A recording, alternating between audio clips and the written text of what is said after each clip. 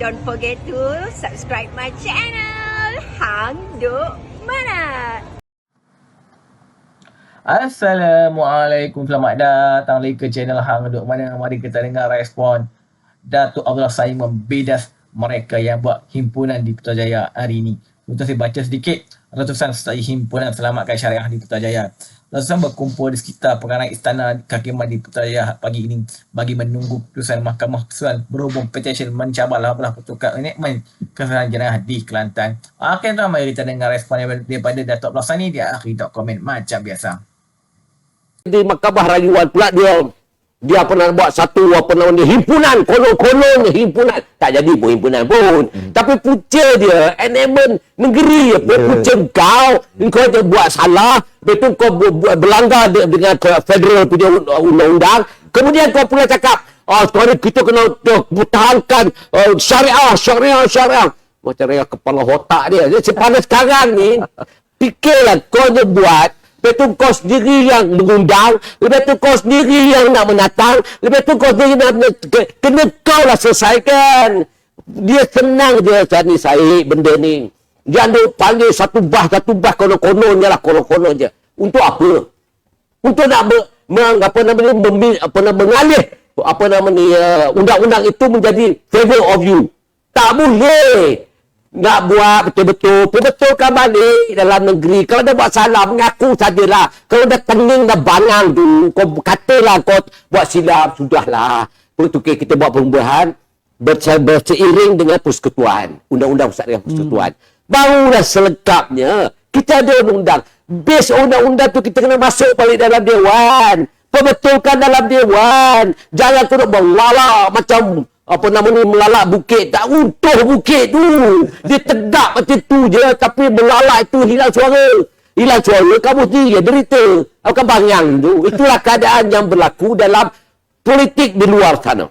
Dan sekarang politik yang kita nak tengok ialah politik yang memang 2024 ini kita tumpukan kepada masalah rakyat yang sekarang derita, rakyat dalam ekonomi dunia yang begitu meruncing. Timbullah berbanyak persoalan-persoalan yang timbul yang saya sendiri pun kadang-kadang saya tengok WhatsApp Datuk Sri, saya pun sakit hati kata kebodohan yang mereka tunjukkan. Saya dah katanya lepas ni, aku nak telangi tajuk sikit ni, macam soal pencen, soal kontrak dulu.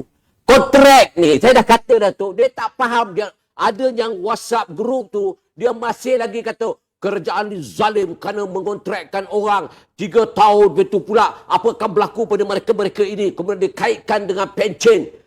Ada orang tu pula yang satu part lebay mana pun tak tahu. Dia kata pencen ahli parlimen begini, begitu, begini. Dia kata semuanya melencong.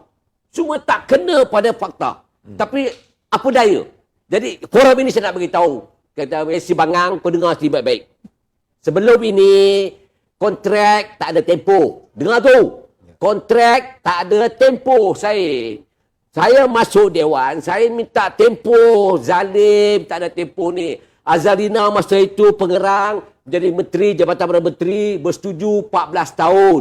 Tak ada tempoh, 14 tahun. Anwar nak buat 3 tahun saja. Interim je pun. Lepas tu jadikan pekerja tetap, kalau keperluan tu ada.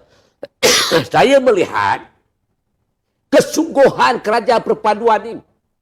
Apabila Datuk Seri Zahid mengatakan bahawa kontrak pekerja ni, dia punya definisi itu, dia kena harus faham tentang kontrak dulu. Dan bila kontrak dia pada tak ada tempoh 14 tahun, sekarang 3 tahun, bagus tak Zahid?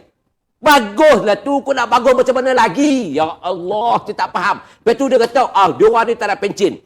Saya nak beritahu, dengar ni baik-baik. Saya dalam Dewan. Memang pencen itu telah dibagi option. Satu pencen, satu lagi potongan EPF. Setiap pekerja-pekerja yang baru. Dah mula 10 tahun yang lalu dah pun. Dia duk kelang kabut sangat. Sekarang ni masalah apa? Lepas tu pula, pencen ni pula, dia tak boleh keluarkan begitu saja. Sebab dia bawah perlembagaan 147.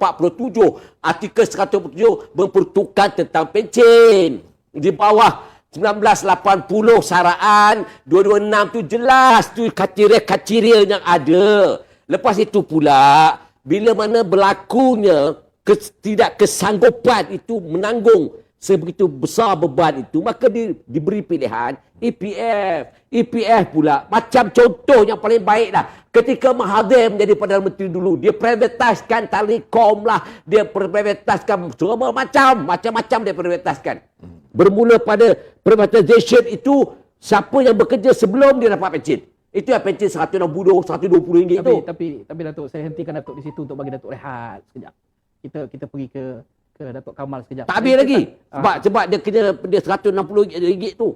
Tapi sekarang ni pula, apa yang kita nak buat?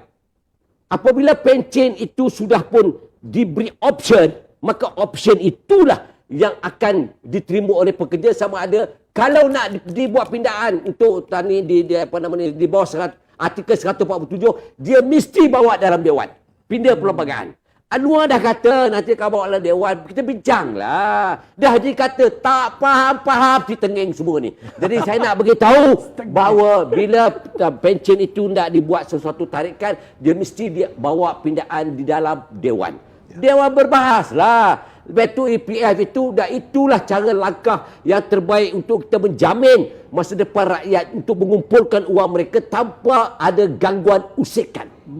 Ini yang sebenarnya. Okey, ni Kamal Amir cakap tadi itu pasal campur tangan ada antara Perdana Menteri nak suruh campur tangan Presiden UMNO. Dia ada realitinya begini ya saya. Kita tengok kes yang berlaku di sekitar Anwar Ibrahim. Ustaz Wan Ji itu adalah salah seorang penasihat anak muda kepada Anwar Ibrahim. Wan Ji Wan Hussein. Ustaz Wan Ji ni, orang kalau agama tu paling kanan dengan Anwar lah. Tapi ketika dia dihukum, Anwar tak campur. Dan dia dihukum 6 bulan penjara. Can you imagine, orang kanan dia yang menasihatkan agama tu, dihukum dan dia tak ambil campur langsung dalam soal untuk memberikan kebebasan kepada Ustaz Wan Ji. Begitu juga, kalau kita rasa kata dendam kesumat lah. Dendam kesumat, campur tangan dan sebagainya tu.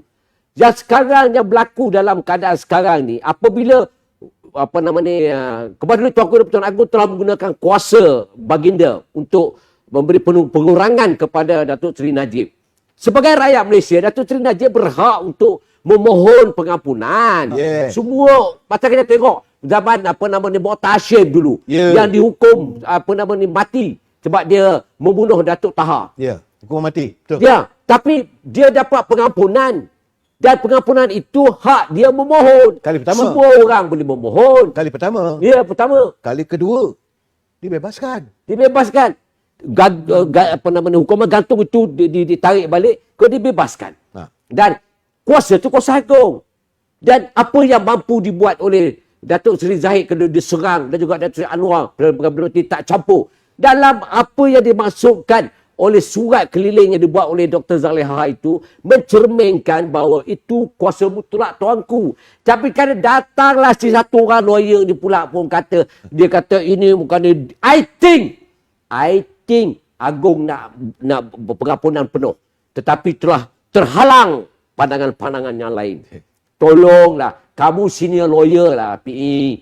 Kamu senior lawyer. Berwataklah sebagai senior lawyer. Jangan mengeruhkan keadaan. Jangan meletakkan persepsi itu dalam di kalangan rakyat untuk fokus kepada lain tajuk, iaitu siapa yang datangkan hukum. Jangan mencabar kuasa yang ada kepada Tuanku dan Pertuan Agong. Baginda dah semungkin dia dah buat keputusan tu.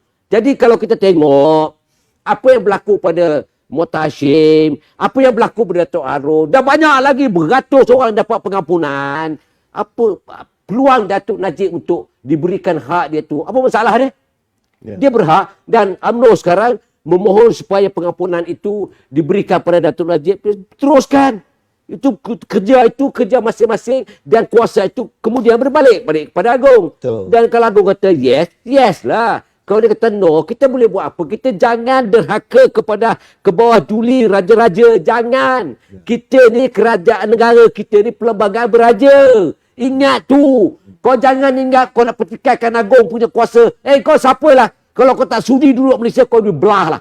Ini negara undang-undang. Dan kita menghormati perlembagaan. Sudah, full stop.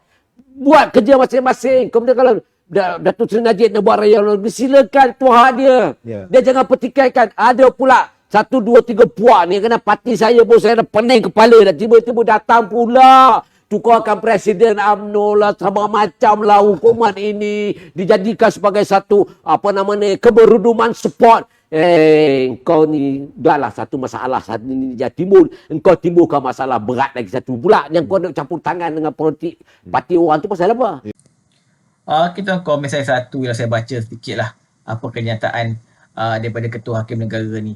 Mahkamah Syariah Undang-Undang Islam tak akan terkubur Tengku Mainun. Kes 2 wanita Islam yang mencabar isu perlembagaan bagi membatalkan 18 pertukan kesalahan di bawah Enakmen Kanun Jenayah Syariah 1 Kelantan 2019 tiada kena mengena dengan kedudukan Islam atau Mahkamah Syariah di negara ini.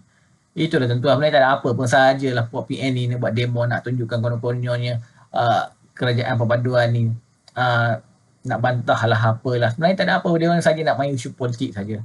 Kita mari terus menyokong kerajaan perpaduan PN Ibrahim. Assalamualaikum.